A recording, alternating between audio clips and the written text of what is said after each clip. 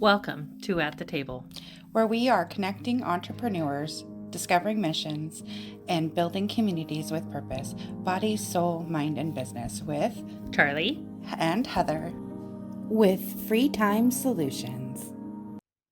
Good morning and welcome to the table. I'm Charlie, your host, and this is another episode of the weekly reading. We are actually reading the prayers out of the Mastery of Love this week.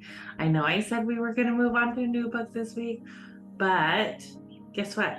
Sometimes we're human and we're wrong. So we are reading the prayers out of the Mastery of Love this week, and then we're reading chapter 13 of Career Self-Care by Minda Zetlin, which is your day job and your dream job. So can't wait to get started. Are you ready?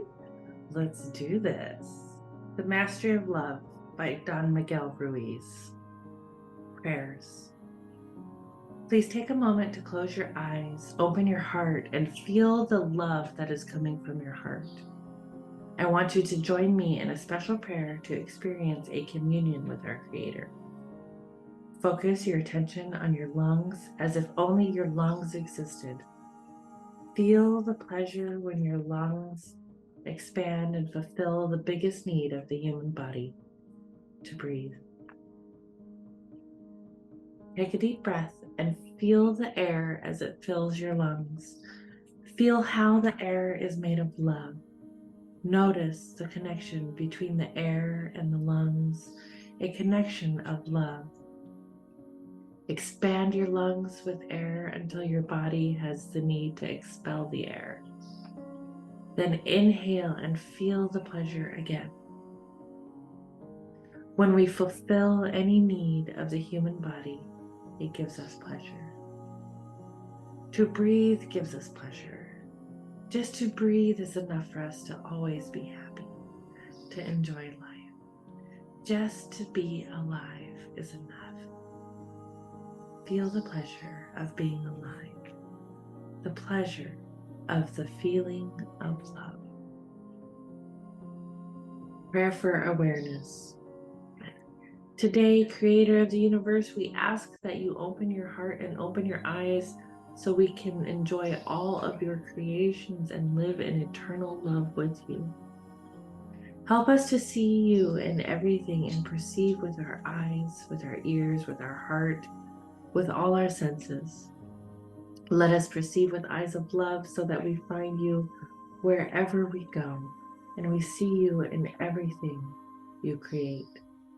Let us see you in every cell of our body, in every emotion of our mind, in every dream, in every flower, in every person we meet. You cannot hide from us because you are everywhere, and we are one with you. Let us be aware of this truth. Let us be aware of the power to create a dream of heaven where everything is possible.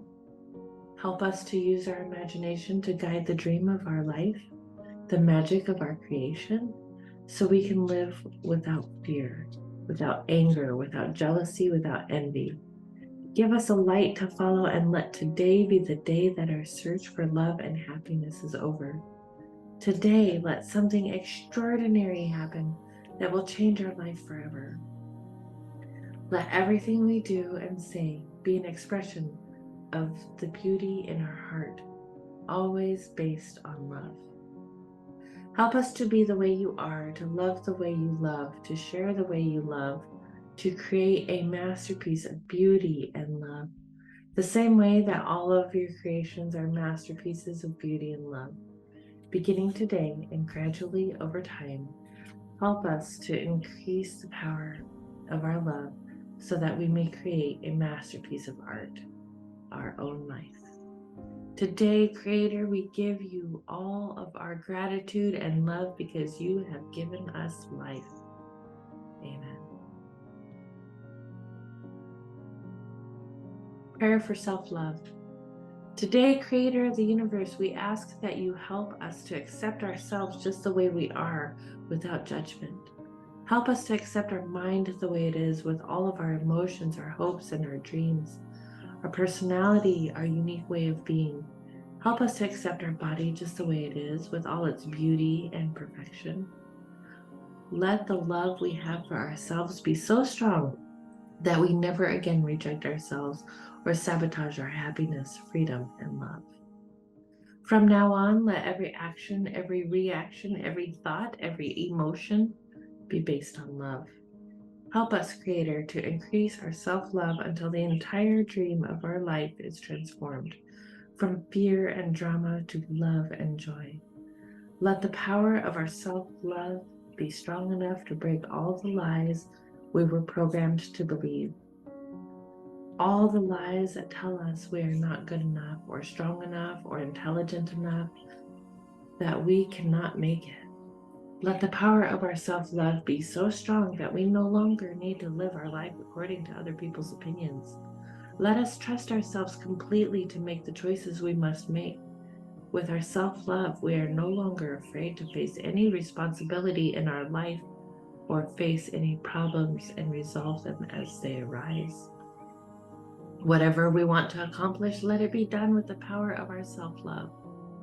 Starting today, help us to love ourselves so much that we never set up any circumstances that go against us. We can live our life being ourselves and not pretending to be someone else just to be accepted by other people. We no longer need other people to accept us or tell us how good we are because we know what we are. With the power of our self-love, let us enjoy what we see every time we look in the mirror. Let there be a smile on our face that enhances our inner and outer beauty.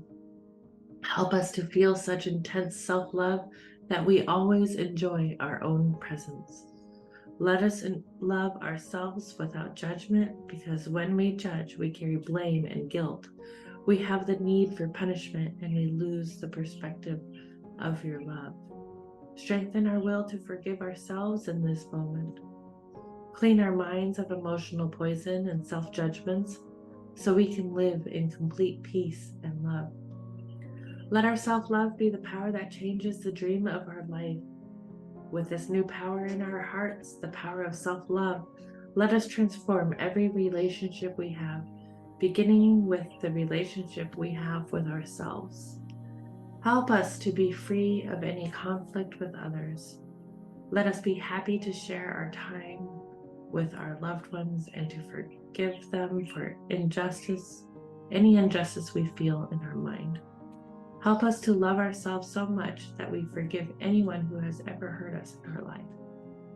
Give us the courage to love our family and friends unconditionally and to change our relationships in the most positive and loving way.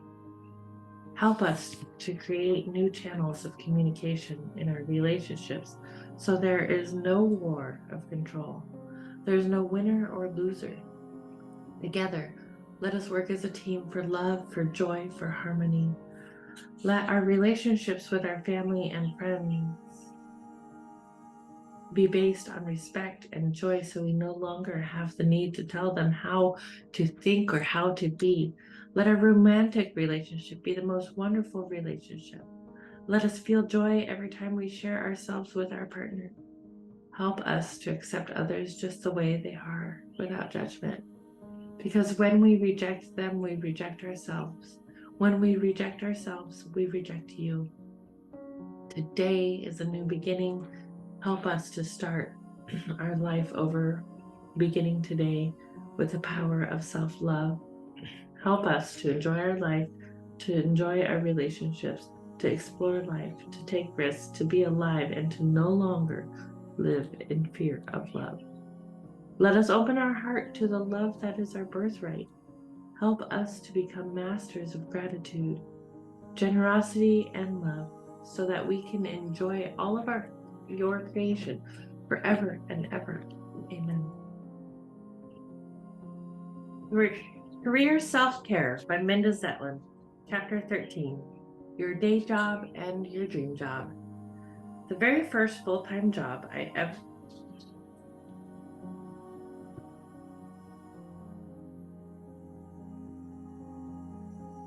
Career Self-Care by Minda Zetlin, Chapter 13, your day job, and your dream job.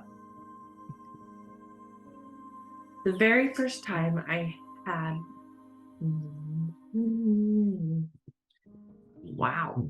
the very first full-time job I had after I graduated from college was for a small company that published a variety of fairly incomprehensible medical journals.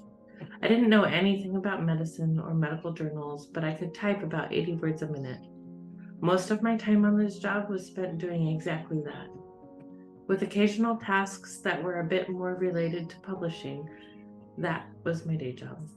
I spent my evenings doing what I thought of as my own writing.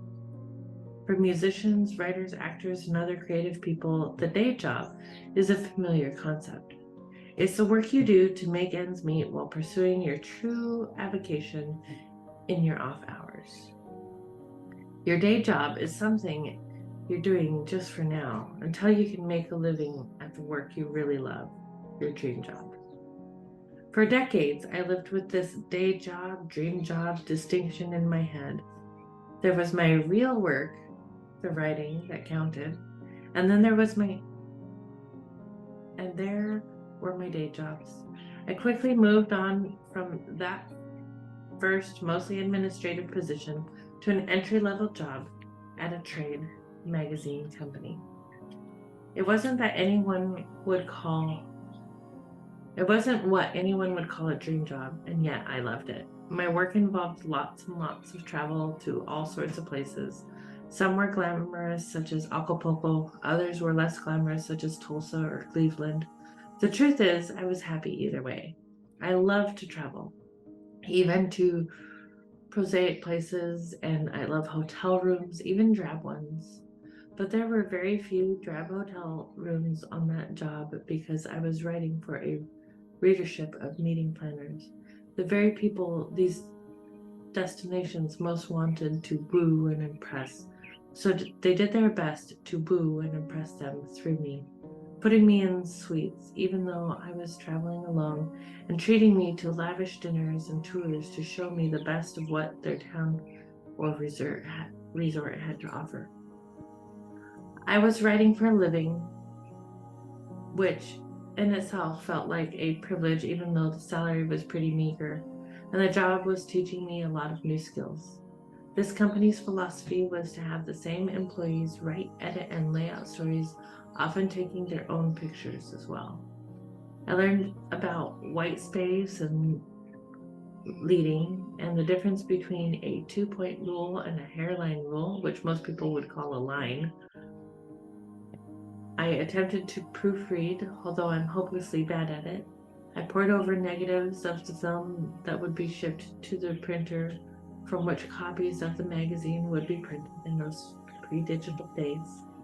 I enjoyed the work, but I was also working late into the evening, most weeknights, and often traveling on weekends when many industry conferences took place. It was the sort of job where if I called in sick, my boss would ask what I'd be working on while I stayed home. I had little time and energy left for what I thought of as my own work, the work that I fantasized might someday take me away from my day job and land me in a dream job. The uncrossable line between dream job and day job.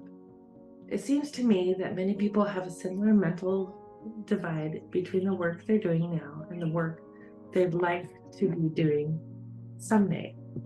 There's the job you'll have after you finally get that promotion you want, or get hired by that company you've been wanting to work at, or finally start a company of your own. And then there's the work you're doing today that may seem gray and mundane by comparison. The problem isn't that thinking about your dream job will keep you from doing your day job well.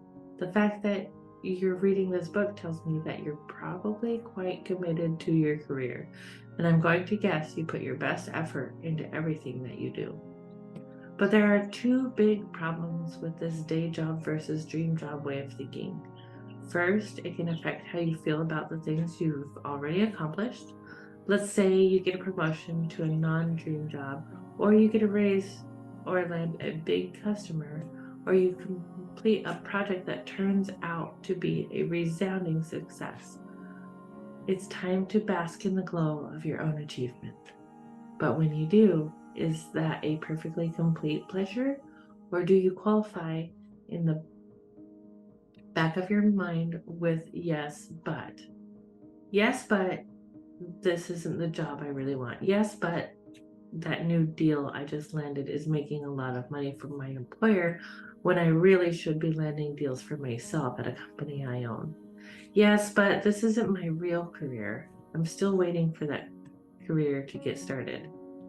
Psychologists talk about goal ambivalence, conceptualized as an approach avoidance conflict, in which a person simultaneously hopes for and fears the attainment of a personal striving. Some studies suggest that people with goal ambivalence get more ambivalent about their goals the closer they come to attaining them. I've experienced this myself. For example, the trade publishing company where I worked launched a new magazine devoted to business travel. I wanted in from the moment I heard about it, and I lobbied for a job there.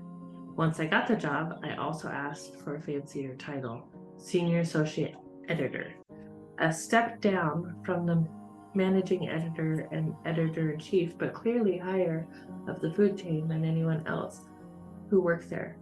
I got that title too. After less than 3 years at the company, it was quite an acknowledgement of the work I'd done and the skills I'd acquired, and it should have made me happy, but it didn't.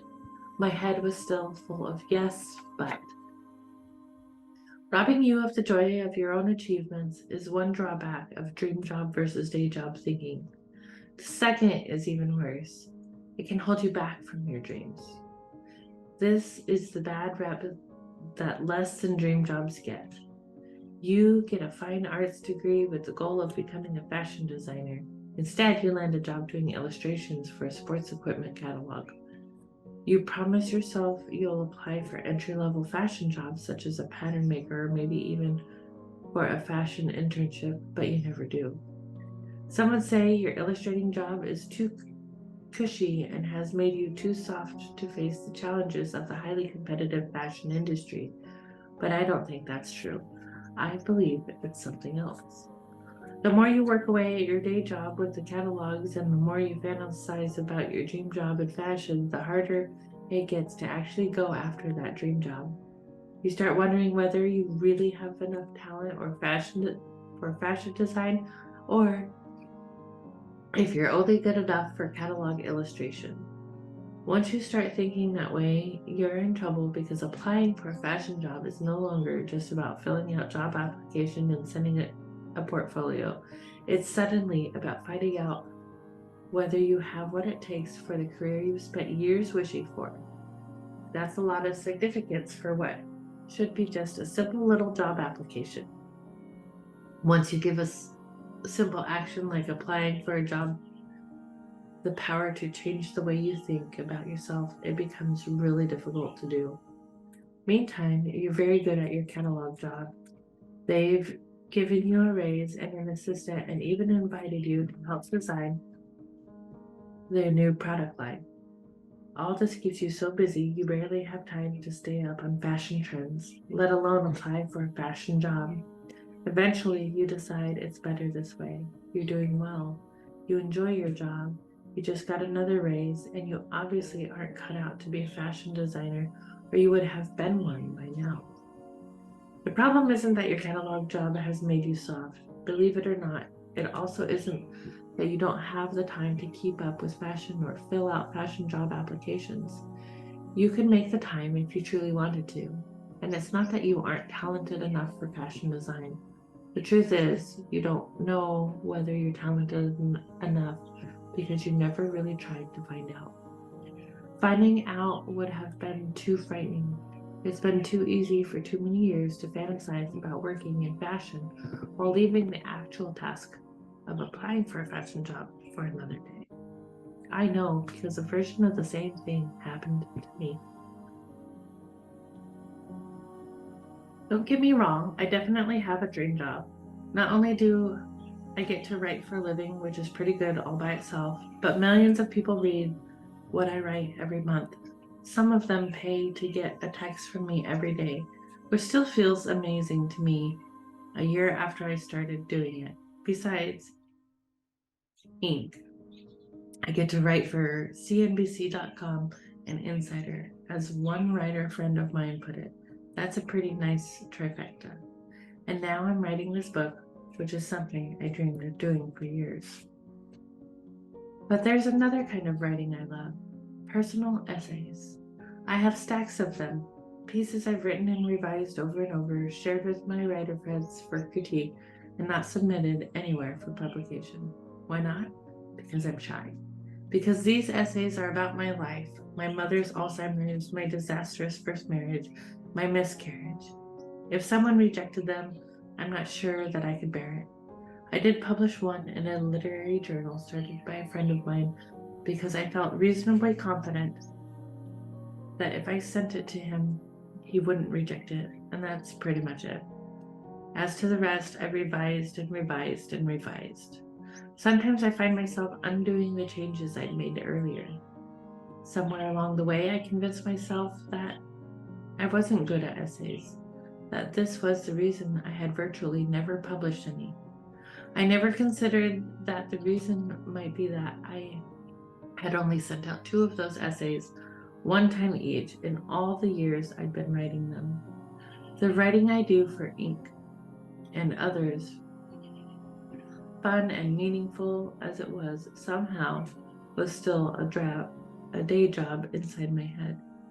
The essays were a dream job, and part of me was too afraid that sending them out could be the death of all my dreams. This is where building a mental wall between my day job and my dream job has got me. Crossing the uncrossable line. It doesn't have to be this way. The truth is, just about every job is part day job and part dream job. And the sooner you and I stop thinking of a job as either or, the better off we'll be.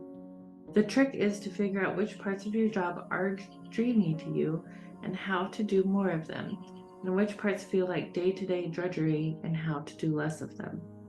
To accomplish this, start by unlearning everything you know about what your ideal job should be. If something is your dream job because you think it will impress someone else, your parents, your siblings, your former schoolmates, your spouse, or your potential dates, I'd highly recommend doing something else. According to one analysis, we spend on average 13 years and 2 months of our lives working. Other than sleeping, which we do for 26 years, it's the thing we spend the largest portion of our lives doing. By contrast, we spend only 1 year and 1 month on romance, and 1 year and 3 days socializing with those friends we might be trying to impress with our great jobs. If you think about it this way, it seems pretty silly, at least to me, to spend those 13 plus years on something you don't love. I also think you should consider not spending too much of that time on things that you think are good for your career if they're things you don't enjoy. Yes, you have to pay your dues, and that probably means doing work that's not as fun or important as you might like. But I also know from experience that people will tell you something would be good for your career, but when what they really mean is it would make their own lives easier. If you're doing something you don't love because it's good for your career, ask yourself if you see a clear path from what you're doing to where you want to go. Also ask yourself whether getting that promotion you're looking for will mean doing more or less of whatever it is you don't love. Back at that trade publishing job, I was asked early on what my aspirations were. I said I wanted to manage people. This was an outright lie. I had no particular desire to manage people. I was a writer. I wanted to write. What did I say it? Why did I say it? It hadn't taken me long to see what the career path was in this place. The more successful you were, the higher up the hierarchy you climbed, and the more people you had reporting to you, the less writing you did. For me to say I wanted to write would have meant I had no desire for promotion. To say I wanted to manage was telling them I was on board with the career they were offering me, that I could have a future there and would not necessarily be looking to move on soon. I did not want to be promoted, and I saw no reason to sabotage my own chances with too much honesty. But then a funny thing happened. I started getting promoted and being given more responsibility. I began getting rudimentary management responsibilities. I started learning to edit and supervise less experienced writers, a completely new skill for me. All of this made me feel successful. It wasn't what I'd wanted. It wasn't that much fun, but I was climbing the ladder and I wanted to do more of it. When I moved to the business travel magazine, I got more responsibility. Plus, I got a rare chance to be in at the creation of a brand new magazine. I might have stayed a lot longer. I might be there still or in some job very like it. But fortunately for me, the job stopped being fun. The new travel magazine was getting a lot of attention inside and outside the company, and its editor wanted to make a mark. This was a company where late evenings and working weekends were the norm to begin with, and working on the business travel magazine meant working extra hard. As I started feeling more and more spent and exhausted, I began asking myself what I was doing for it. When I quit to freelance, to my eternal satisfaction, they hired 2 people to replace me. It is very, very easy to let other people's definition of success take up space in your head, which is why you must constantly guard against it. So strip away everything you know about what you should want or do or how anyone other than you defines success. Look at every part of your job and ask yourself, does this make me happy? Does this seem meaningful? If the answer is 100% no, and it's not obvious to you that this job will soon lead to one you really want, consider making a change. More about that in chapter 10. But I'm guessing the answer is partly yes and partly no. Some parts of your job feel meaningful and might even make the world a slightly better place. Some parts make you feel happy and valued. Some of the things you do are what you always wanted to do. Other parts of your job are drudgery, boring, bureaucratic, and serving no real purpose that you can see. Some of the people you deal with are obnoxious and disrespectful. Some of the tasks are things you dread. I got a lot of insight about day jobs and dream jobs from Patrick Meehan, who passed away in 2018. Meehan was a high-level executive at Christie's and Phillips LVMH before becoming a president at business and technology research firm Gartner. When I interviewed him, he explained to me how every job in existence is some combination of the meaningful and the tedious but necessary. Managing costs and maintaining things is every executive's Managing costs and maintaining things is every executive's day job, he said. Everyone wishes they could spend 100% of their time on things that add value. But even the CEO spends a lot of time poring over mundane things like the budget. We all have day jobs, and we have to pay for innovation and inspiration. I thought about that comment for a very long time because, of course, he was right. Any great job you can think of is some combination of delight and tedium. Movie stars have to get up at 4 in the morning so they can sit in a chair for hours while makeup is being applied. Even if the President of the United States has to spend some of his time making phone calls to campaign donors and recalcitrant members of Congress or sitting through boring state dinners. No job, no matter how dreamy it seems, is 100% dream job. There are, on the other hand, plenty of jobs that are 100% day job, but you can and should expect better.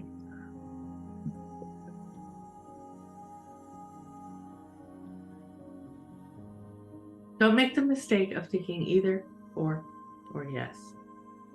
But the way I did for so many years, instead, see your job for what it likely is, a mix of day job and dream job. Only you can decide whether that mix is right for you. But whatever it is, you can make it better by finding ways to cut down the day job and add dream elements wherever you can. If you do this right, it might make you more valuable to your employer. It might also make you happier. That's the best reason to do just about anything. Exercises to try. 1. Redesign your job. What's the first thing you do when you start working for the day? And then, and after that, make a list of everything you do right up to when you quit for the evening. If necessary, go through a whole day writing down what you do or making a voice note on your phone every time you switch to a new task. Your job isn't the same every day, so list any tasks you would do on different days of the week or at different times of the month, quarter, or year. When you're done, you should have a pretty long list of what you do in your job. Check it over to make sure that it's a complete list of everything you do on the job. Now draw a line down the middle of a piece of paper or your screen if you're doing this digitally. On one side, write the heading Dream Job, and on the other, Day Job. You can change those headings to something else if you'd rather, such as love and hate or fun and boring. Now put every task on your list under 1 or 2 headings. If you feel like you're learning valuable skills that you want and can use, it goes under your dream job. The same goes for anything that feels meaningful to you or aligns with your highest aspirations.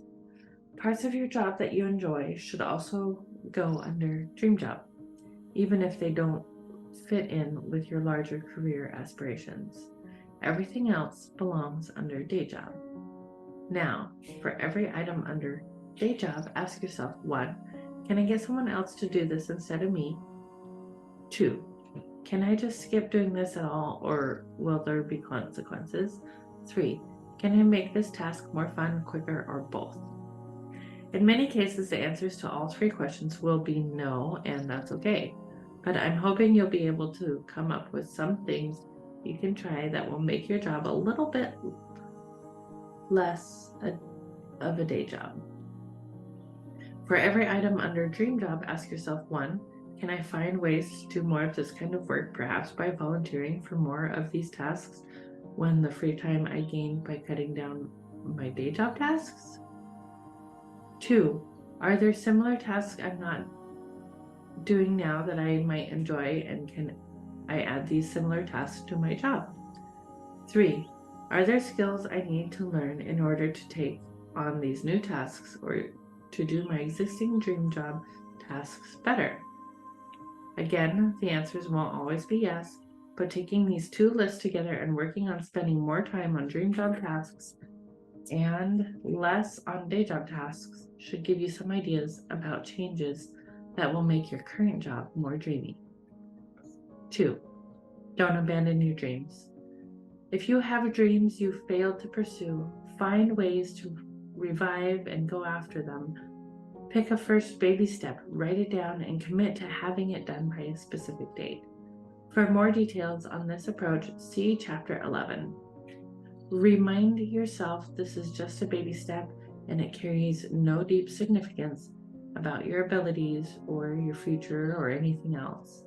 Make it more effective by adding an accountability partner, someone who will check in with you to make sure you did your baby step and congratulate you for doing it, no matter what the final outcome is. You'll do the same for them when it's their turn. Thank you for joining us for this week's weekly reading. Again, I'm Charlie. Thank you for pulling up a seat at the table and joining us, and see you for Mindset Monday. Namaste. As entrepreneurs, we have a unique opportunity to make a positive impact in the world around us. In a time when the world is shifting towards supporting local businesses and embracing community-driven initiatives, it becomes even more important for us to give where our heart leads us. At the table, we believe in the power of giving back, and that's why we have our cause of the quarter. This quarter, we are proud to support Perfect Pals, a local organization dedicated to rescuing and providing care for stray cats in our community. By supporting local causes like Perfect Pals, we not only make a difference in the lives of those in need, but we also contribute to the growth and well being of our local community. We believe in small acts of kindness, and they can create a ripple effect of positivity, inspiring others to do the same. As we shift our focus solely from supporting large corporations to championing local businesses and giving back, we not only strengthen our community, but we also foster a sense of connection and unity. Together, we can create a thriving ecosystem where everyone can flourish. So let's follow our hearts and give where it truly matters. Join in supporting Perfect Pals and making a difference in the lives of these furry companions. Together we can make our community a better place, one act of kindness at a time. Thank you for being part of our journey and for embracing the spirit of giving. Together, let's create a brighter future for all.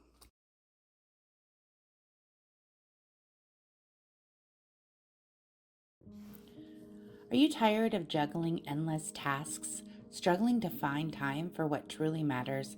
We have the solution for you. Introducing Free Time Solutions, your ultimate partner in reclaiming your time and maximizing your potential. At Free Time Solutions, we specialize in helping businesses like yours thrive in a digital world. From social media management to website optimization and branding, we have the expertise to elevate your online presence and streamline your operations. Imagine having time to focus on what you love to do while we take care of your business. With our dedicated team of experts and innovative solutions, we leave you free to pursue your passions and achieve your goals. Whether you are a small business owner, entrepreneur, freelancer, we offer comprehensive services tailored to your needs. Our goal is simple: to give you back time, freedom to do what you do best while we handle the rest.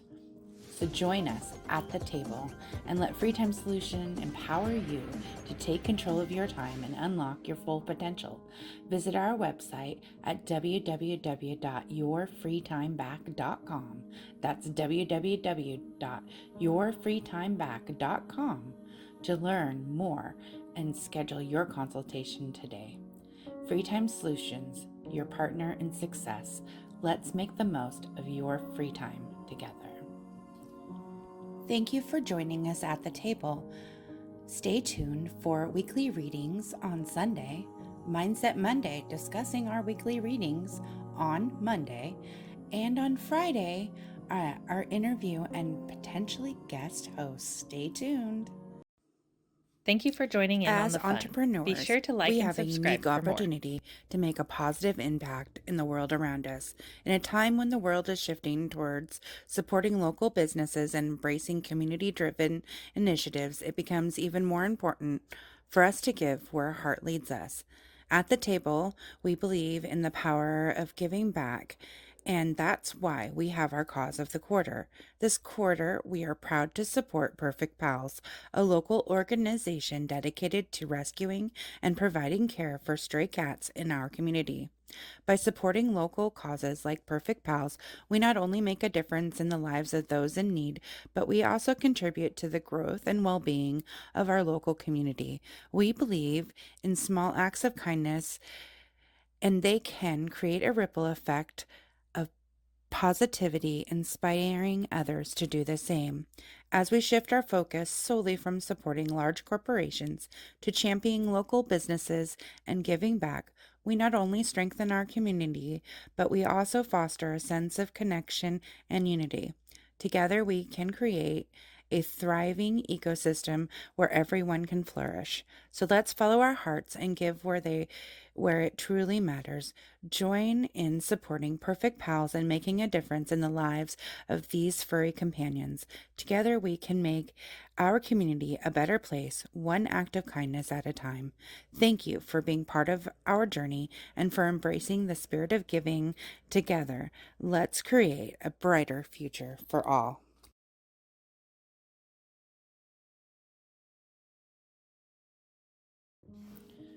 Are you tired of juggling endless tasks, struggling to find time for what truly matters?